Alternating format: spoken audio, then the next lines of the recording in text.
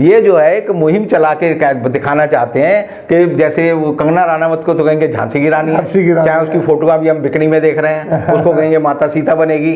तो ऐसे ही किंग खान को या दूसरे खानों को कहते हैं ये देशद्रोही है। जांच सुप्रीम कोर्ट सीबीआई से या किसी और एजेंसी से कराएं तो पता चलेगा कि एनसीबी के हर केस में जितने भी उसके स्टॉक विटनेस होते हैं वो सारे फर्जी होते हैं। एनसीबी जो है, नारकोटिक्स कंट्रोल ब्यूरो जो है, उनके मानवाधिकारों का हनन कर रहा है और वो जो है कानून के हिसाब से काम नहीं कर रहा, बल्कि भारतीय जनता पार्टी के विंग के रूप में काम कर रहा है। एनसीबी जो है केंद्र सरकार के इशारे पर, मैं कहूँगा कि केंद्र सरकार के किसी खास मंत्री के कहने पर परसेप्शन फैलाया गया हिंदुस्तान में कि हिंदुस्तान का सैनिक जो है वो झूठ नहीं बोलता। हिंदुस्तान का सैनिक अगर वो जो भी काम करेगा, चाहे वो गलत करे, कानून के खिलाफ करे, वो देश हित में होता है, वो देश हित में ही होता है। पीएनबी का जो ऑफिस है, सेंट्रल ऑफिस, वो नीरव मोदी के ऑफिस से चलता था। इसे नीरव मोदी के लोगों को सब पता था कि क्या पासवर्ड है, क्या है, क्योंकि गैजेट वहाँ थे, इसलिए वो अपने आप जो है बैंक की क्रेडिट लाइन ले लेता था। पूरे केस में जो है आर्यन खान के केस में क्रूज से जितने लोग पकड़े गए उनके खिलाफ जो है 11 इनके पास ऐसे विटनेस हैं, तो तीनों स्टॉक विटनेस हो गए। तो 1911 को उन्होंने चिट्ठी लिखी। गांधी जी जो है 2 जनवरी 2015 को हिंदुस्तान आए। उस समय वो अफ्रीका में थे। तो उन्होंने कैसे उसको कहा। दोस्तों आदाब अर्ज़ है, मैं अनीस अहमद खान हिंद वॉइस से आपसे मुखातिब हूँ। मेरे साथ है रविंदर कुमार जी। रविंदर कुमार जी, बहुत बहुत खैर मकदम स्वागत है आपका हिंद वॉइस के ऊपर। रविंदर कुमार जी, एक बात बताइए कि मानवाधिकार की बड़ी चर्चा चलती है देश में, हमारे भारत में मानवाधिकार बहुत ज़्यादा चलता है और बड़ा कंट्रोवर्शियल है। और हम ये भी मानते हैं कि हमारे यहाँ मानवाधिकार और जगह से, हमारे पड़ोसियों से कुछ ज़्यादा ही है। लेकिन अब जो सिस्टम आ रहा है उसमें सबसे ज़्यादा चोट जो की जा रही है मानवाधिकार के ऊपर की जा रही है। अभी हाल में ही शाहरुख खान जो हमारे सुपरस्टार हैं, उनके बेटे को गिरफ्तार किया गया। वजह तो नहीं पता, मुझे भी नहीं पता किस वजह से गिरफ्तार किया। कोई कहता है चरस रखे हुए थे, कोई कहता है उनका इंटरनेशनल कनेक्शन था, वो स्मगलिंग करते थे, तमाम तरीके की बातें आ रही हैं। लेकिन मानवाधिकार के तहत उनके एक पिटीशन सुप्रीम कोर्ट में डाली गई है। तो उसके ऊपर बताइए कि क्या है ये मसला, क्योंकि आप वकील भी हैं सुप्रीम कोर्ट के, तो इसको ज़रा हमारे दर्शकों को डिफाइन कीजिए किस तरीके से। आज एक पिटीशन जो है मानवाधिकार को शाहरुख खान के बेटे आर्यन खान और बाकी दूसरे लोगों को कि उनके साथ जो है एनसीबी जो है, नारकोटिक्स कंट्रोल ब्यूरो जो है, उनके मानवाधिकारों का हनन कर रहा है और वो जो है कानून के हिसाब से काम नहीं कर रहा, बल्कि भारतीय जनता पार्टी के विंग के रूप में काम कर रहा है। करते ही इन सब मुद्दों को लेकर एक पिटीशन जो है सुप्रीम कोर्ट में डाली गई है। 1-2 दिन में सुनवाई पे आएगी। अब जो मैंने आपको पहले भी कहा था कि आर्यन खान को जिस ढंग से दिखाया गया है कि वो नशेड़ी है और उसके पास से कोकीन और काउंटरबैंड बहुत सारी चीज़ें मिली और 1.5 लाख रुपया, 1,90,000 रुपये मिले और उसको बंद कर दिया गया। और तब भी मैंने कहा था कि उसको फंसाया गया। और इस मामले को फंसाने का मतलब ये है कि एनसीबी जो है केंद्र सरकार के इशारे पर, मैं कहूँगा कि केंद्र सरकार के किसी खास मंत्री के कहने पर उसको जो है फंसाना चाहते हैं। ये तो मैं मानता हूँ केंद्र सरकार का इशारा तो रहती है, लेकिन खास मंत्री क्या पॉइंट आउट करेंगे अब? खास मंत्री 2 ही लोग चलाने वाले हैं, एक मोदी जी हैं और एक दूसरे अमित शाह हैं। अच्छा, तो मैं कहूँगा अमित शाह के इशारे पर, क्योंकि सारी जो इंटेलिजेंस एजेंसी हैं वो होम के अंदर, मिनिस्ट्री ऑफ होम और आदि होम में होती हैं, ये आधा टांग इनकी और आधी फाइनेंस में होती हैं, उन दोनों के कहने पे करते हैं। तो उसको फंसाया।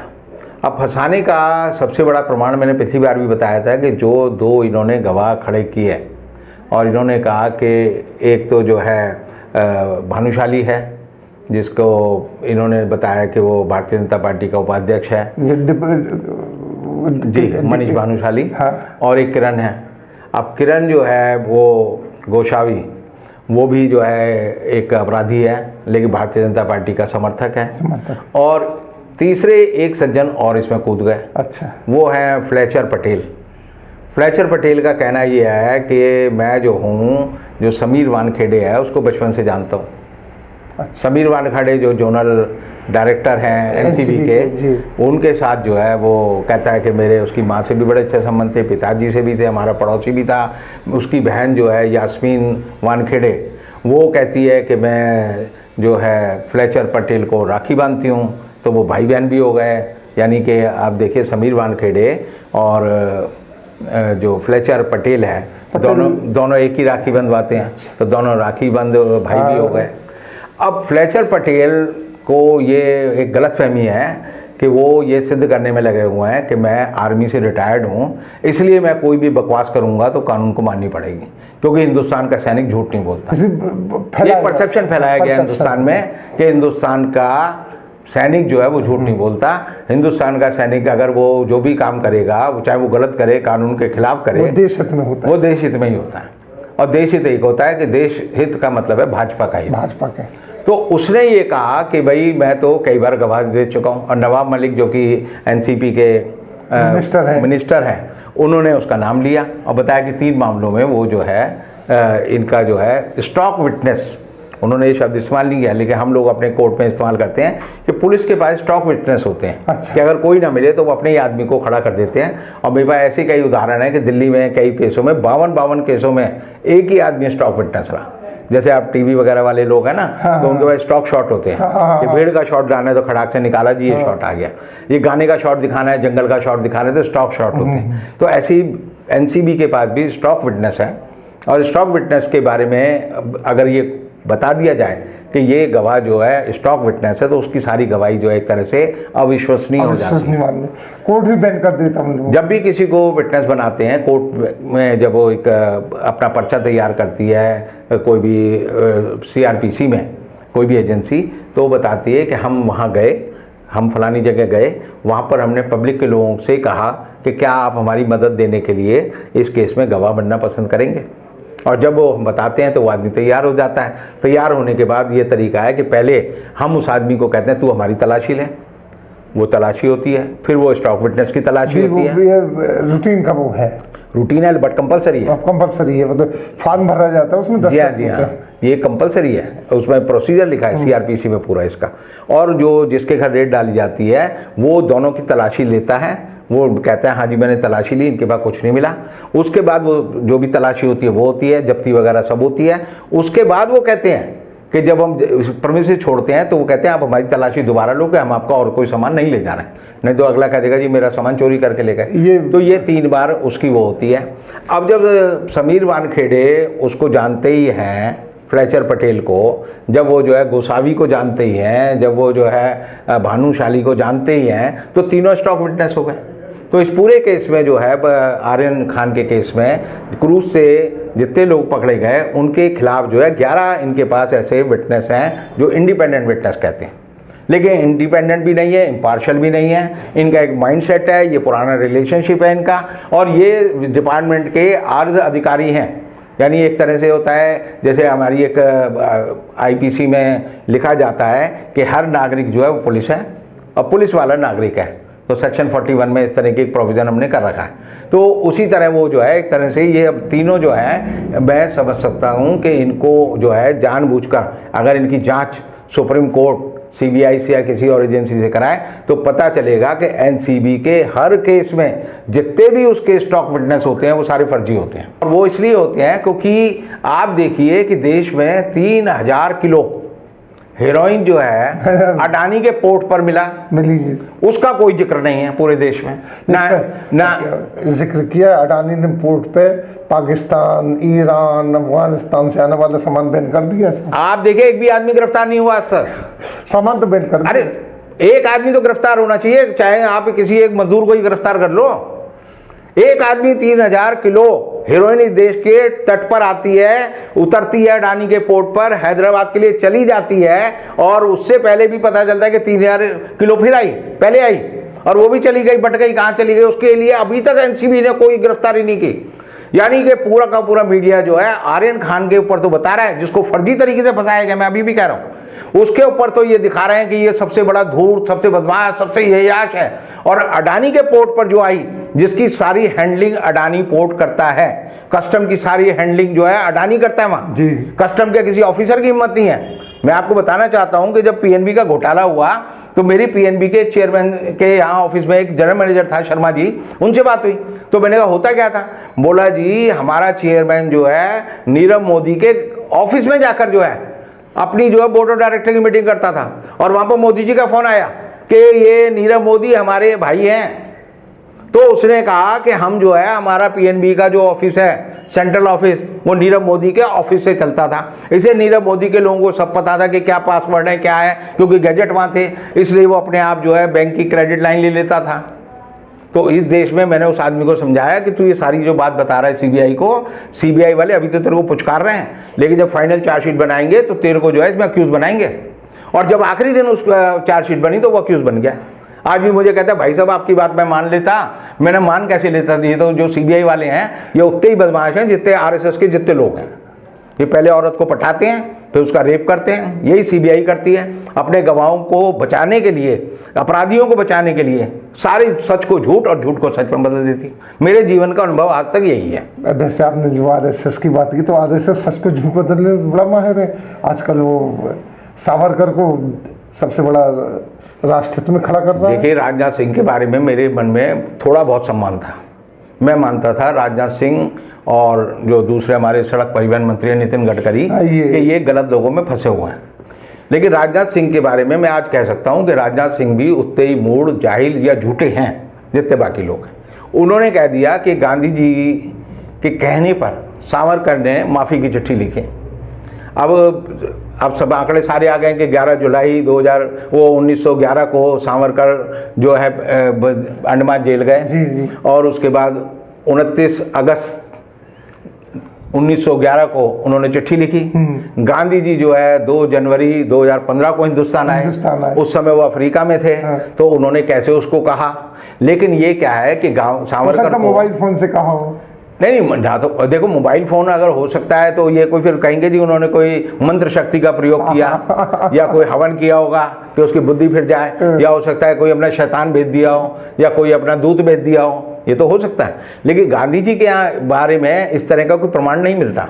अब इन्होंने कहा कि मानव अधिकार जो है, जो आप मानव अधिकार की बात कर रहे हैं, वो ये है कि सावरकर को इन्होंने बार बार कहा कि सावरकर ने माफ़ी नहीं मांगी। नहीं। लेकिन अब इन्होंने मान लिया कि सावरकर ने माफ़ी मांगी थी। लेटर लिखा है। सावरकर माफ़ी वीर थे। हाँ। सावरकर अंग्रेज़ों की गुलामी करते थे, अंग्रेज़ों से पेंशन लेते थे, और पेंशन लेने का मतलब यह है कि उन्होंने कोई अंडरस्टैंडिंग हुई थी, क्योंकि ये देश जो है भगत सिंह को पूजने वालों का देश है, सुखदेव और राजगुरु को पूजने वालों का देश है, बटुकर दत्त को पूजने वालों का देश है, नेताजी सुभाष चंद्र बोस को पूजने वालों का देश है। ये देश कभी भी सावरकर को नहीं पूज सकता। लेकिन मोदी सरकार की एक योजना है कई सालों से कि सावरकर को किसी तरह भारत रत्न दे दिया जाए। हाँ, बीच में झगड़ा भी चला था। नहीं, अभी भी ये जो है 26 जनवरी की तैयारी है कि 25 जनवरी की रात को अनाउंस किया जाए कि वीर सावरकर को हमने जो है भारत वीर तो लगाया है इन लोगों ने, वीर तो थे नहीं। अब वीर तो अब समझे नहीं, जो काम है ये तो आदमी की करतूत बताती है कि क्या है वीर सिंह। अगर वो एक पुराना चुटकुला है कि भाई एक आदमी गली के बाहर खड़ा था घर जाने के लिए, रात को दूसरे ने पूछा भाई क्या हुआ, कहता है जी गली में क्यों नहीं जा रहा, बोला जी वो कुत्ते भौंक रहे हैं। बोला तेरा नाम क्या है, बोला मेरा नाम शेर सिंह है। अब शेर सिंह नाम रखने से थोड़ी कुत्तों से वो पार पालेगा। तो ऐसे ही इनके वीर सावरकर है कि वीर सावरकर लिख दो, कल महावीर सावरकर लिख दो। तो ये इनकी एक मनस्थिति है, लेकिन मनस्थिति में क्या है कि आप कितना भी पाखंड करो सच सामने आ जाता है। सच ऐसे सामने आ जाता है कि अभी देखिए इसी महीने में अक्टूबर में ही 28वां स्थापना दिवस मनाया जा रहा था राष्ट्रीय मानव अधिकार आयोग का। जी। अब उसके अध्यक्ष इन्होंने गलती से बना दिए अरुण मिश्रा। अब अरुण मिश्रा वो जज हैं जिन्होंने प्रशांत भूषण पर 1 रुपए का मानहानि का जुर्माना किया था। याद है आपको? हाँ। तो एक तरह से ये मोदी जी और अडानी उनके पैरोकार हैं। अब वो आदमी जो कि भारत के मानव अधिकार आयोग का अध्यक्ष है, वो कहता है कि मानव अधिकारों का इस्तेमाल भारत की छवि को खराब करने के लिए किया जा रहा है। ये ऐसे ही है जैसे महिला कल्याण मंत्री का है कि ये जो रेप के प्रोविजन है ये सारे हटा देने चाहिए, ये आदमियों को बदनाम करने के लिए। यानी कि जिस काम के लिए तेरे को बिठाया गया है, ये तो ऐसे हो गया जैसे हमने कुतिया को, जो एक कहावत है हमारे यहाँ कि चोटी कुतिया को जलेबी की रखवाली सौंप दो, तो वो क्या करेगी, खा जाएगी। तो यही हाल जो है आप समझिए, ये जो मिश्रा जी हैं इनका यही हाल है। और मोदी जी क्या कहते हैं कि सेलेक्टिव रिफ्लेक्शन दिए जाते हैं, सेलेक्टिव रिएक्शन दिए जाते हैं, उसी समय बोलना है। और वहाँ पर ही इन्होंने मिश्रा जी ने किसकी बड़ाई की, अमित शाह की, कि अमित शाह ने कश्मीर की समस्या को सुलझा दिया है।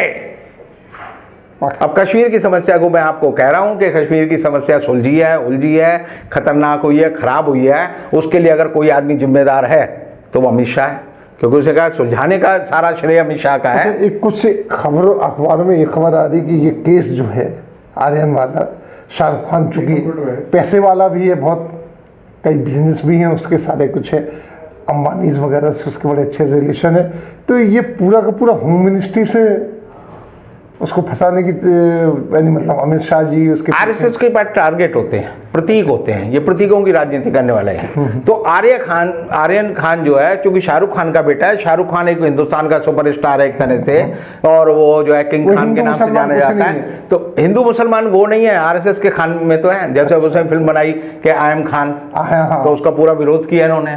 ये जो है एक मुहिम चला के दिखाना चाहते हैं कि जैसे वो कंगना राणावत को तो कहेंगे झांसी की रानी है, चाहे उसकी फोटो अभी हम बिकनी में देख रहे हैं, उसको कहेंगे माता सीता बनेगी। तो ऐसे ही ये किंग खान को या दूसरे खानों को कहते हैं ये देशद्रोही हैं, सारे मुसलमान देशद्रोही हैं। तो एक इनकी सोच है, और उस सोच का नतीजा ये है कि अभी जो 15 अगस्त को, यानी ये समझिए 15 अक्टूबर को जो दशहरे पे जो मोहन भागवत थे वो भाषण देने चले गए। जैसे उनका एक रस्म अदायगी है, स्थापना दिवस मनाते हैं, और शिवसेना भी बनाती है। तो शिवसेना वालों ने तो बड़े उनको धोया अच्छी तरह, लेकिन उन्होंने जो है, जो आरएसएस के चीफ है मोहन भागवत, उन्होंने गोल फिरा के फिर वो आ गए अपनी चार जो उनके सूत्र हैं कि जनसंख्या पे कुछ नियंत्रण होना चाहिए, कुछ होना चाहिए। तो हालत इनकी हो गई है कि मलमल धोए शरीर को, धोए नमल का मैल, नहाए गंगा गोमती, रहे बैल के बैल। तो ये आरएसएस के लोग जो हैं अपने मन को नहीं धोते, ये समाज को ठीक करने की बात करते हैं, और इनका रुतबा, इनका काम बैल की तरह है कि बैल जैसे होता है ना, बैल बुद्धि, बैल पे बुद्धि नहीं होती, वो जो है सिर्फ कोलू का होता है, कोलू के चारों ओर घूमता रहता है। ऐसे ये जो आरएसएस के लोग हैं, भारतीय जनता पार्टी के लोग हैं, जनसंघ के लोग हैं, इनसे आप तर्क नहीं कर सकते, इसीलिए इनको अंधभक्त कहा जाता है। क्योंकि अंधे भक्त से आप कहो जी ये रोशनी है, वो कहेगा अंधे को रोशनी का गुमा और भी खराब वाली बात है कि रोशनी तो हमें दिखनी नहीं। तो वो अपनी बात पे ही अड़े रहते हैं, और वो कहते हैं जो मोदी जी जो कह रहे हैं वही सच कह रहे हैं। और मेरा ये कहना है कि मोदी जी ने जो सच इनको दिखाए हैं वो सारे के सारे अदालत में और हर जगह झूठ सिद्ध होंगे, यही है। बहुत बहुत शुक्रिया आपका। अब इसका मैं कैसे रेफरेंस दूं कि पूरा का पूरा आर्यन खान का एक छोटे से मसले को इतना बड़ा हंगामा बनाना केंद्र की तरफ से हो रहा है, इसमें बड़े लोग शामिल हैं। आगे राज खुलेंगे, वो राज हम आप लोगों को बताते रहेंगे। इसी के साथ हम आपसे लेते हैं विदा, अगले अंक में फिर हाजिर होंगे, तब तक के लिए दीजिए हमें इजाज़त।